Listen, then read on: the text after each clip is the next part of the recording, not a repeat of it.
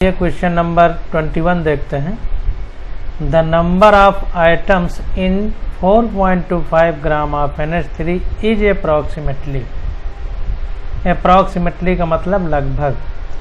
तो कह रहा है कि 4.25 ग्राम NH3 में लगभग कितने नंबर ऑफ आइटम यानी नंबर ऑफ परमाणु हैं। आइटम का मतलब परमाणु, मॉलिक्यूल का मतलब अणु।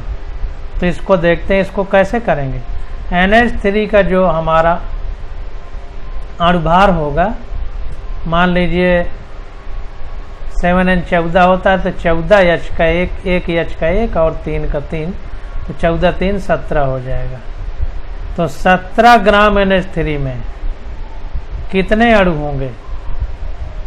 अणु तो एक है NH3 का पूरा, परमाणु कितने होंगे 3 गुणे आवागाद्रो नंबर, 3 नहीं 4 गुणे 3, तो ये 1 ये 4 गुणे आवागाद्रो नंबर कितने 17 ग्राम में। 17 ग्राम NH3 में परमाणुओं की संख्या 4 गुणे Na का मतलब आवागाद्रो नंबर, जिसका मान होता है 6.023 × 10⁻23। तो लिखेंगे चूंकि 17 ग्राम में 4 × Na परमाणु हैं, इसलिए एक में 4 × Na/17, इसलिए 4.25 में 4 × Na/17 गुणे 4.25, बस ऐसे ही निकल आएगा। देखते हैं।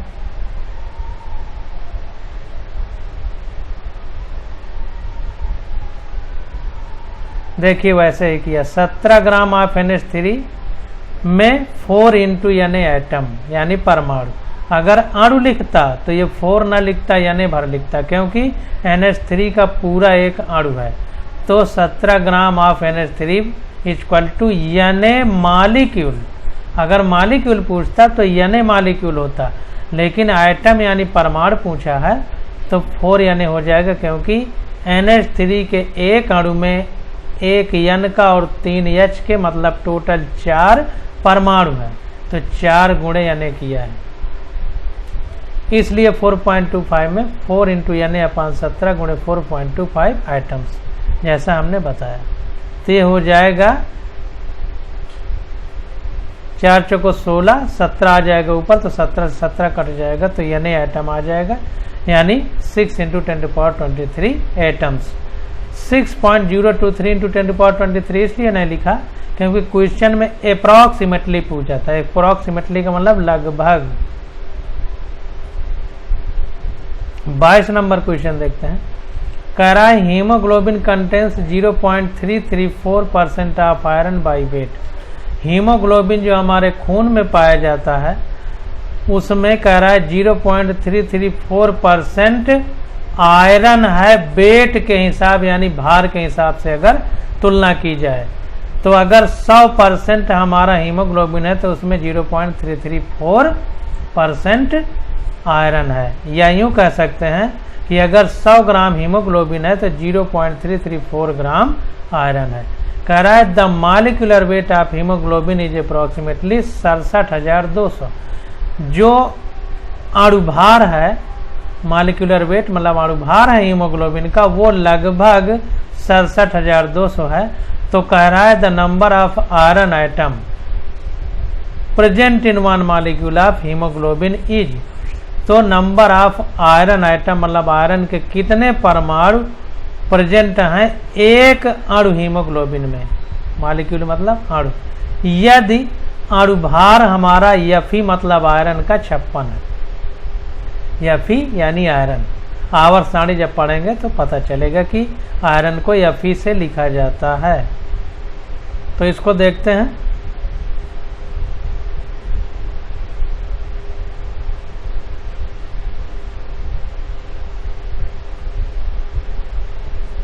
तो अब देखिए quantity of iron in one molecule.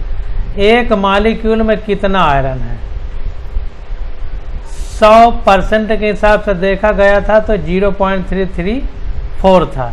तो हमने बताया था कि ये कह सकते हैं कि 100 ग्राम में मान लीजिए 0.334 है। तो इसको इस तरह लिख सकते हैं, चूंकि 100 ग्राम में 0.334, इसलिए 1 में 0.334/100, इसलिए आयरन का मॉलिक्यूलर वेट यानी अणुभार कितना है 67,200। तो 67,200 में कितना है तो 0.334/100 गुणे 67,200, वही चीज़ यहाँ लिखी है। तो ये आ जाएगा सॉल्व करने पे 224.45 AMU, इतना आ जाएगा। तो ये आयरन की क्वांटिटी आ गई एक मॉलिक्यूल में। एक मॉलिक्यूल में क्यों आ गई? क्योंकि एक मॉलिक्यूल का अणुभार 67,200 है। तो 100 ग्राम में 0.334 ग्राम है, इसलिए 1 ग्राम में 0.334/100 ग्राम 100, इसलिए 67,200 जो एक मॉलिक्यूल का अणुभार है उसमें कितना होगा 224.45 AMU, मतलब ये यूनिट है, एटॉमिक मास यूनिट। तो ये एक मॉलिक्यूल में आ गया, इतना आयरन है। अब देखिए number of iron atom in one molecule of haemoglobin. एक मॉलिक्यूल हीमोग्लोबिन में कितने नंबर ऑफ एटम हैं हमारे आयरन के? तो अब आयरन के एक जो एलिमेंट आयरन है उसके एक एटम का भार कितना है 56 ग्राम। तो इतने ग्राम में अगर 56 का भाग दे दिया जाए तो कितने एटम है वो निकल आएगा आयरन के। भाई इतने में कितना हमारा आयरन है, तो एक आयरन का हमारा परमाणु भार 56 है, तो इतने के साथ कितने नंबर ऑफ आयरन मॉलिक्यूल हैं? 56 कितनी बार है, जितनी बार होगा उतने ही मॉलिक्यूल यानी अणु होंगे। तो number of atom in one molecule of haemoglobin, तो हीमोग्लोबिन का अणुभार अपान आयरन का परमाणु भार, तो भाग दे दिया गया तो 4 आ गया। मतलब इसमें 4 बार समाहित है 56, यानी 56 परमाणु हैं हमारे आयरन के, या 1 मॉलिक्यूल ऑफ हीमोग्लोबिन यानी एक अणु हीमोग्लोबिन में।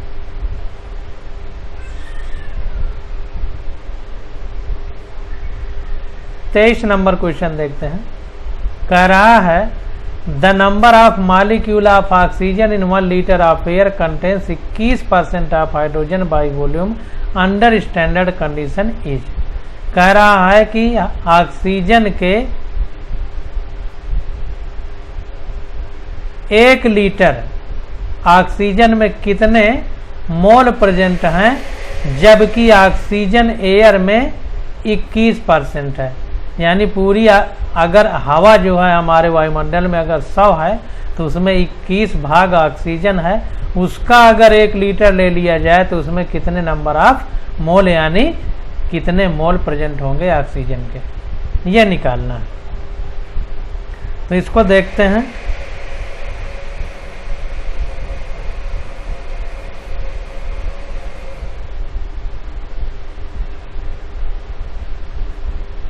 अब देखिए volume of oxygen in 1 litre of air, volume of oxygen in 1 litre of air, तो इसको 21% थी, तो फिर वही चूंकि इसलिए से हम निकालेंगे कि 100 में 21%, चूंकि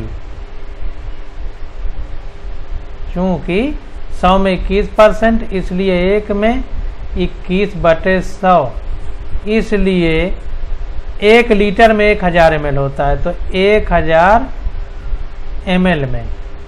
ml में कितना होगा 21/100 गुणे 1000,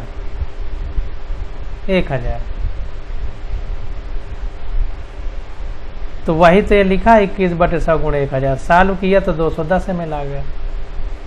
अब 210 ml आ गया।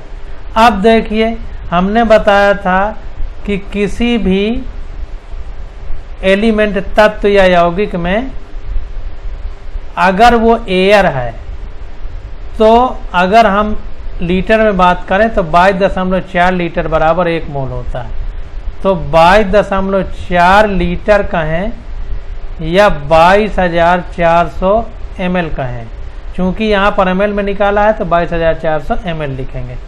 तो चूंकि 400 ml में 1 मोल होगा। क्यों 1 मोल होगा? क्योंकि हमने बताया था कि अगर हवा है, एयर के पार्टिकल हैं तो 22.4 लीटर कहें या 1 मोल कहें या उसके अणुभार के बराबर कहें। तो ऑक्सीजन है तो ऑक्सीजन का या O2 के फॉर्म में रहेगी, तो या तो हम 32 ग्राम कहें चाहे 22.4 लीटर कहें, एक ही बात है। 32 ग्राम बराबर 32 ग्राम बराबर 22.4 लीटर बराबर 1 मोल बराबर O2। ये एक ही बात है, चाहे जैसे कहें, चाहे 22.4 ग्राम 32 ग्राम कहें, चाहे 22.4 लीटर कहें या 22,400 ml कहें या 1 मोल कहें, एक ही बात है। तो 22,400 ml में 1 मोल, इसलिए 1 में 1/22,400, इसलिए इतने ml में 210 ml में 1/22,400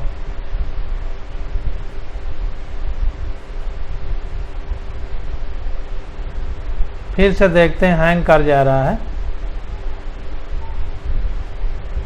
22,400 में 1 मोल, चूंकि इसलिए 1 में 1/22,400, इसलिए इतने ml में 210 ml में 1/22,400 गुणे 210, तो ये आ जाएगा इतना, 1/22,400 गुणे 210, इतने मोल आ जाएंगे। तो देयरफॉर नंबर ऑफ मोल कितने होंगे ऑक्सीजन के? इतने हो जाएंगे। तो इस तरीके से हम लोग हर एक क्वेश्चन को सॉल्व करेंगे। 24 नंबर क्वेश्चन देखते हैं। कह रहा है the total number of valence electron in 4.2 gram of N3 minus ion is is the Avogadro number. अब देखो ध्यान से सुनो बात को। वैलेंस इलेक्ट्रॉन,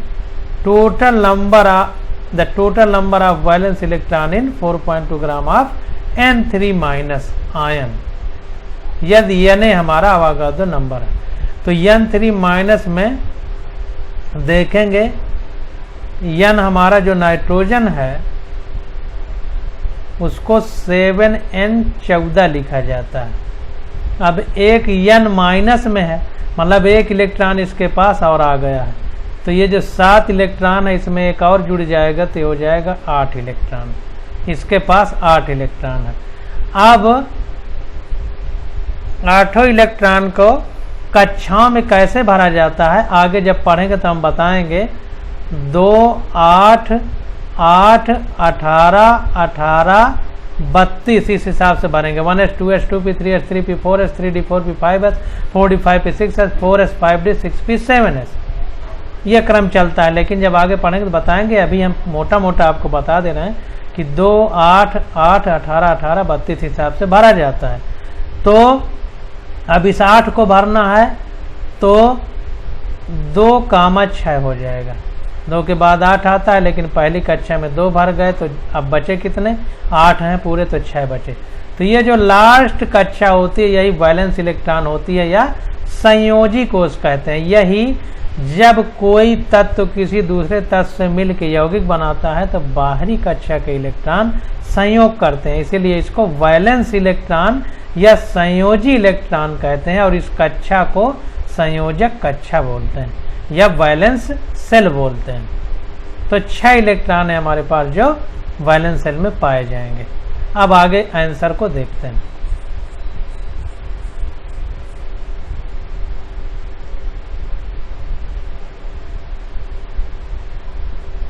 अब देखिए क्वेश्चन में जो दिया था हमको 4.2 ग्राम ऑफ N3 माइनस दिया था, जबकि 7N14 है तो 14 3 है नाइट्रोजन, तो 14 थी 42। तो जो भी इसका अणुभार होगा उसमें 1 मोल इलेक्ट्रॉन पाए जाएंगे। जो भी होगा वो 1 मोल होगा। तो 42 ग्राम में हम तुलना करेंगे, फिर 4.2 में निकालेंगे। तो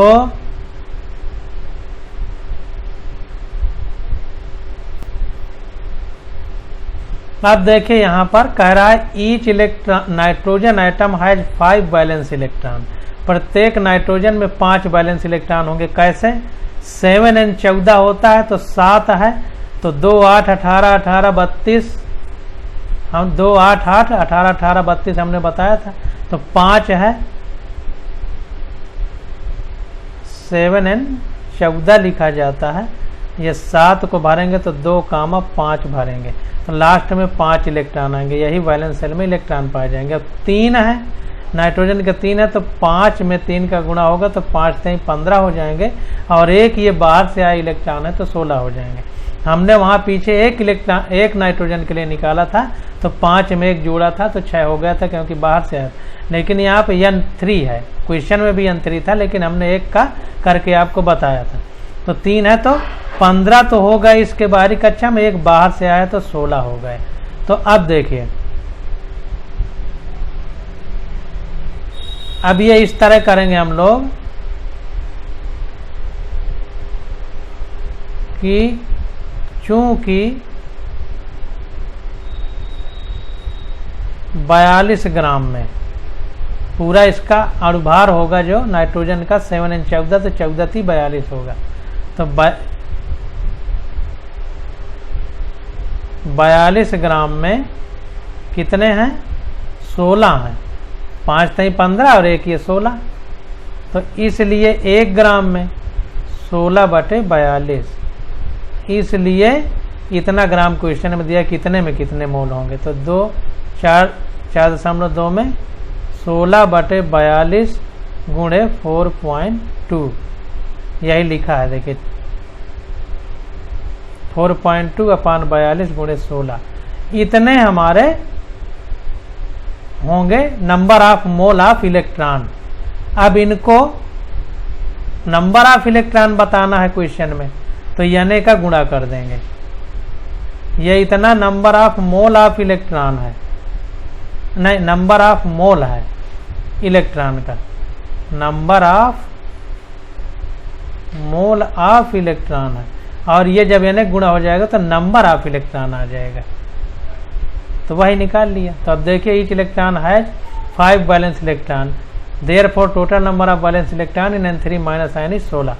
प्रत्येक नाइट्रोजन में बाहरी कक्षा में 5 इलेक्ट्रॉन है, इसलिए टोटल कितने हो जाएंगे? 15 और प्लस 1 ये माइनस का, तो 16 हो जाएंगे। Since the molecular mass of N3 minus का मॉलिक्यूलर मास मतलब अणुभार कितना होगा, तो 1 का होता है 14, 3 है तो 42 हो जाएगा, तो 42 लिख लिया। Therefore total number of valence electron in 4.2, तो 4.2 में कितने वैलेंस इलेक्ट्रॉन होंगे? 42 में वैलेंस इलेक्ट्रॉन निकाल लिए हमने 16, तो 1 में 16/42, इसलिए 4.2 में 16/42 गुणे 0.2, इतने number of mole of electron हो गया। इसमें यानी का गुणा कर देंगे तो नंबर ऑफ इलेक्ट्रॉन आ जाएंगे।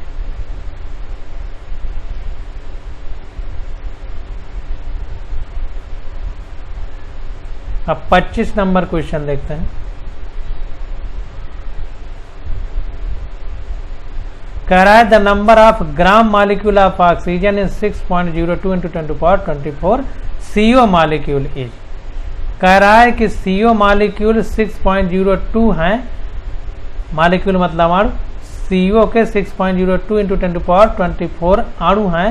इसमें ऑक्सीजन के कितने परमाणु हैं, कितने ग्राम मॉलिक्यूल हैं ऑक्सीजन के, ग्राम अणु कितने हैं ऑक्सीजन के, ये पूछ रहा है। तो वैसे ही निकाल लेंगे, CO का अणुभार निकाल लेंगे, जितना होगा उतने में इतने ऑक्सीजन है, तो 1 में कितने होंगे, फिर इतने में कितने होंगे।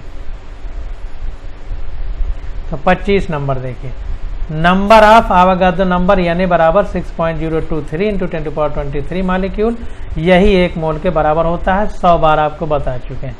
अब इसलिए अब इतना बराबर 1 मोल, इसलिए 6.02 × 10⁻24, ये 3 है, ये 4 है, इसका मतलब 10 का गुणा है, इसलिए इतना बराबर 10 मोल CO आ गया। अब 10 gram atom of oxygen equal to 5 gram molecule of O2। अब ये देखिए कैसे लिखा, 10 मोल CO आ गए हमारे पास। अब 10 ग्राम आइटम ऑफ O बराबर 5 ग्राम मालिक्यूल ऑफ O2। यहाँ पर 2 ऑक्सीजन मिलके एक बन रहे हैं मालिक्यूल अणु, 2 परमाणु ऑक्सीजन के मिलके एक परमाणु बना रहे हैं, तो 2 का 1 आधा है, इसलिए 10 का आधा 5 हो गया, ठीक ना। तो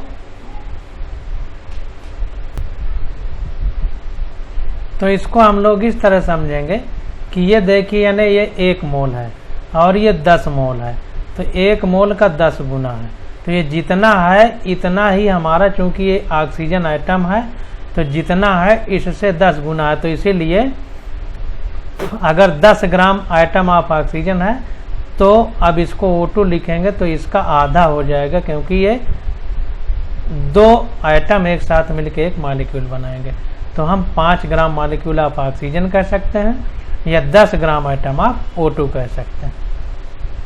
तो इससे विशेष मतलब नहीं है, कुछ मिला के ये रीजनिंग टाइप का क्वेश्चन है। अब क्वेश्चन नंबर 26 देखते हैं। कह रहा है ratio of Cp and Cv of A gas X is 1.4। The number of item of the gas X present in 11.2 litre of it at NTP will be. कह रहा है कि गैस के लिए Cp और Cv होता है। Cp मतलब कांस्टेंट प्रेशर पर उसकी विशिष्ट ऊष्मा, एक कांस्टेंट वॉल्यूम पर विशिष्ट ऊष्मा, समान ताप पर या समान आयतन पर विशिष्ट ऊष्मा के लिए Cp और Cv लिखा जाता है। तो कोई गैस X है उसके लिए Cp और Cv का रेशियो यानी Cp/Cv 1.4 है। कह रहा है द नंबर ऑफ आइटम्स मतलब परमाणु की संख्या क्या होगी उस X गैस में जिसका आयतन 11.4 लीटर है एट NTP यानी समान ताप और दाब पर। तो देखिए गामा इक्वल टू Cp/Cv होता है ये 1.4 मोनोएटामिक, डाईएटामिक, ट्राईएटामिक, पॉलीएटामिक सब गैसों के लिए अलग अलग होता है। आगे जब हम लोग गैसियस स्टेट पढ़ेंगे तो वहाँ विस्तार से पढ़ेंगे। अभी जो क्वेश्चन दिया गया उस हिसाब से हम आंसर निकालेंगे। तो 26 नंबर क्वेश्चन है। तो देखिए हियर Cp/Cv बराबर 1.4 which shows that the gas is diatomic. तो गामा बराबर Cp/Cv होता है। अगर 1.4 वैल्यू है तो उसका मतलब है कि वो गैस डाईएटामिक है। डाईएटामिक गैस के लिए 1.4 होता है, यानी उसमें 2 परमाणु हैं, 2 परमाणु मिलकर एक अणु बनाएंगे। तो अब देखिए 22.4 लीटर गैस में हमने बताया था 1 मोल का है या 22.4 लीटर का है गैस के लिए, उसमें आवागादो नंबर के बराबर मॉलिक्यूल होंगे। तो इसलिए 22.4 लीटर में NTP पर मतलब समान ताप और दाब पर 6.02 × 10⁻23 मॉलिक्यूल यानी अणु होंगे। इसलिए इतने में इसका आधा है तो इसके आधे हो जाएंगे, तो आधा कर दिया, इतने मॉलिक्यूल होंगे। अब चूंकि गैस डाईएटामिक है यानी एक अणु में उसके 2 परमाणु हैं, तो 2 का अगर गुणा कर दिया जाए तो उस गैस में परमाणुओं की संख्या निकल आएगी। तो 2 का गुणा कर दिया 11.4 लीटर में कितना होगा, इतने अणु आए थे, अब परमाणु कितने होंगे तो 2 का गुणा कर दिया तो ये हमारे पास 6.02 × 10⁻23 परमाणु आ गए, क्योंकि हमसे अणु नहीं परमाणु पूछा गया। तो अणु इतने हैं मॉलिक्यूल, परमाणु निकालना है, चूंकि डाईएटामिक यानी द्वि परमाणुविक है तो 2 का गुणा कर दिया। क्वेश्चन नंबर 27 देखते हैं। कह रहा है the number of oxygen atom in 4.4 gram of CO2 is. अब देखिए CO2 का परमाणु भार अणु भार 44 होता है, तो 44 ग्राम में नंबर ऑफ ऑक्सीजन आइटम कितने होंगे, आइटम मतलब परमाणु 2 गुणे आवागादो नंबर यानी के बराबर, इसलिए 1 में 2 गुणे यानी अपान 4.4, इसलिए 44 में 2 गुणे यानी क्योंकि इसका परमाणु अणु भार है, 44 में 2 गुणे यानी इसलिए 1 में 2 गुणे यानी बटे 44, इसलिए 4.4 में 2 गुणे यानी अपान 44 4.4 गुणे 44। देख लेते हैं पीछे मोटा मोटा बता दिया, हर जगह यही हो रहा है। अब देखिए वही चीज आ गई, 1 मोल ऑफ CO2, 1 मोल में परमाणु भार या अणु होता है, तो अणु भार यहाँ पर चूंकि अणु है तो 44 ग्राम ऑफ CO2 इसका अणु भार है। तो 1 मोल बराबर अणु भार के बराबर होता है 1 मोल, तो 44 ग्राम ऑफ CO2, इसलिए 4.4 gram of CO2 equal to, इसमें अगर 4.4 मतलब 1 अंक बाद दशमलव है, तो 1 मोल के 1 अंक बाद दशमलव लगा दें तो 0.1 आ जाएगा, 0.1 मोल CO2 हो जाएगी। अब 0.1 मोल CO2 में इतने में 6 × 10⁻23 है, तो 1 अंक बाद दशमलव है, तो 23 में 1 घटा दें तो 22 हो जाएगा, तो यानी 6 × 10⁻22 मॉलिक्यूल होंगे। अब देखिए 1 मोल ऑफ CO2 में 6 × 10⁻23 मॉलिक्यूल है, इसलिए 0.1 में ये 23 है तो 22 कर दिया, ये बता रहा है। अब कितने मॉलिक्यूल O2 होंगे, तो 1 मोल CO2 में 2 मॉलिक्यूल हैं O2 के, देखिए 2 आइटम हैं, 1 मॉलिक्यूल है, 1 अणु है और 2 परमाणु हैं, तो इतने में कितना होगा, तो 2 का गुणा कर देंगे तो ऑक्सीजन के परमाणु आ जाएंगे। तो ये 2 का गुणा कर दिया गया 6 × 10⁻22 में, तो 1.2 × 10⁻22 परमाणु आ गए ऑक्सीजन के। अगर अणु पूछता तो 1 अणु है CO2 में O2 का, तो इतने अणु हो जाते, इतने अणु हो जाते यानी मॉलिक्यूल हो जाते हैं हमारे O2 के। ध्यान दीजिए, कभी परमाणु पूछेगा कभी अणु पूछेगा। अब 28 नंबर क्वेश्चन,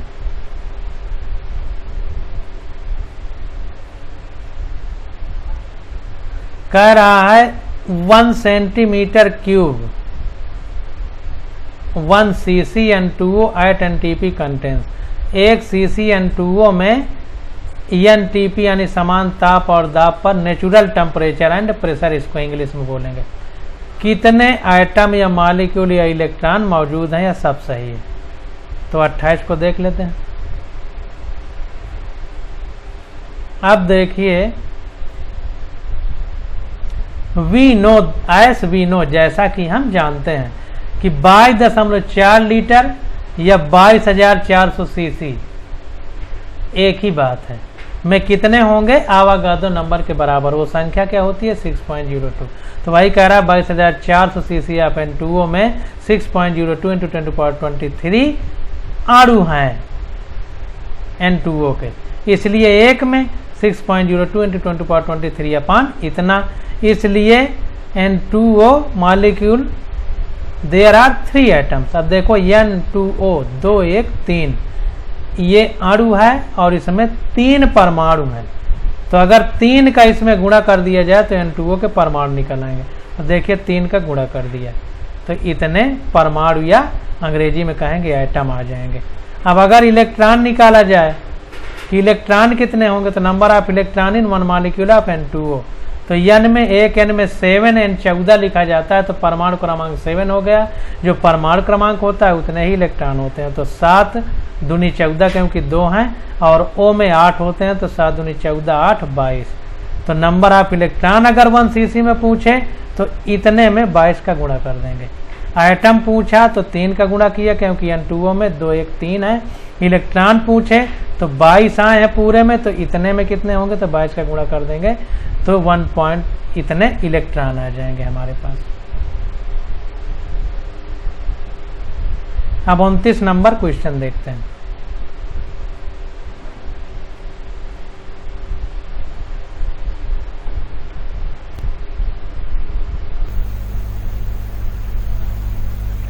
उनतीस नंबर क्वेश्चन में कह रहा है ion organic compound contains carbon hydrogen and oxygen. एक कोई कार्बनिक यौगिक है, उसमें कार्बन हाइड्रोजन और ऑक्सीजन उपस्थित है। कह रहा है इट्स एलिमेंटल एनालिसिस गेव, इसका जो तात्विक एनालिसिस की गई, परीक्षण किया गया, तो उसमें कार्बन 38.71% है, हाइड्रोजन 9.67% है। तो कह रहा है द एम्पीरिकल फार्मूला यानी मूलानुपाती सूत्र उस कंपाउंड का क्या होगा। 4 ऑप्शन दिए, इसको देख लेते हैं।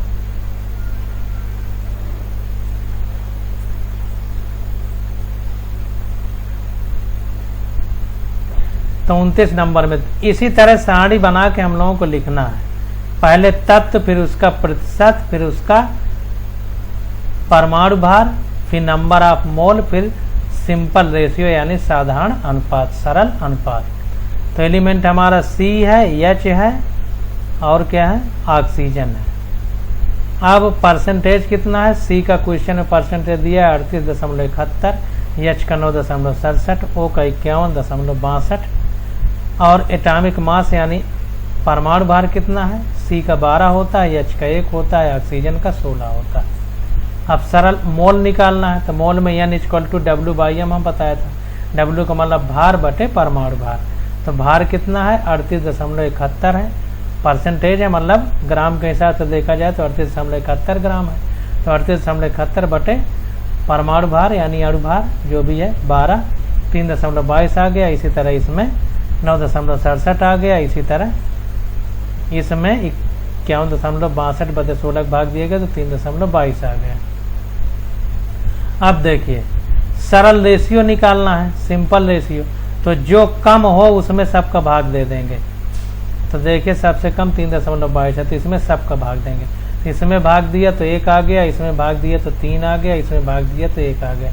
इसका मतलब इसका 1 परमाणु होगा, इसका 3 होगा, इसका 1 होगा। तो सरल अनुपात हमारे पास आ जाएगा CH3O। सरल अनुपात ही हमारा एम्पिरिकल फार्मूला होता है। तो ये मूल अनुपाती सूत्र इसका CH3O निकल के आ जाएगा। अब 30 नंबर क्वेश्चन देखते हैं। ये सब क्वेश्चन NCERT में भी दिए गए। परसेंटेज ऑफ Fe यानी selenium in peroxidase anhydrous enzyme is 0.5% by wait. कह रहा है कि peroxidase एनहाइड्रेज एक एंजाइम है जिसमें सेलेनियम पाया जाता है, उसकी मात्रा 0.5% है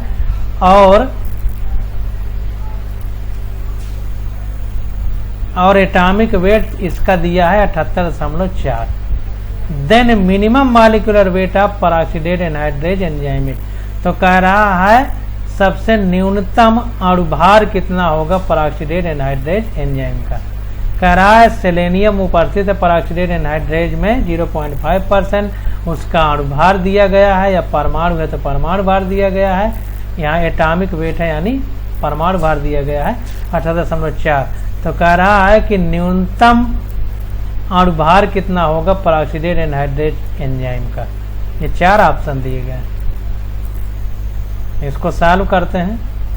तो अब देखिए the peroxidase anhydrase enzyme 0.5% selenium is present means 0.5 gram selenium is present in 100 gram of enzyme.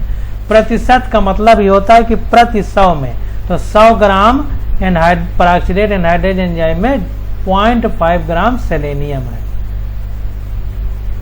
In an molecule of enzyme 1 selenium item must be present. कोई भी एंजाइम होगा अगर उसमें सेलेनियम है तो कह रहा है कम से कम 1 सेलेनियम आइटम प्रेजेंट होगा। अब चूंकि न्यूनतम पूछ रहा है तो न्यूनतम कम से कम 1 सेलेनियम होगा। तो 0.5 ग्राम उपस्थित है 100 में, इसलिए 1 ग्राम 100 बटे 0.5, इसलिए 78.4 ग्राम में कितना होगा 100 बटे 0.5 गुणे 78.4। तो यह आ जाएगा 1.568 × 10⁴, क्योंकि एटॉमिक मास दे दिया गया था 78.4। तो एटॉमिक मास में कितना होगा, इसलिए minimum molecular weight of enzyme, इसलिए कम से कम अणुभार उस एंजाइम का कितना होगा 1.568 × 10⁴। तो आज यहीं तक। अब 31 नंबर क्वेश्चन अगले लेक्चर में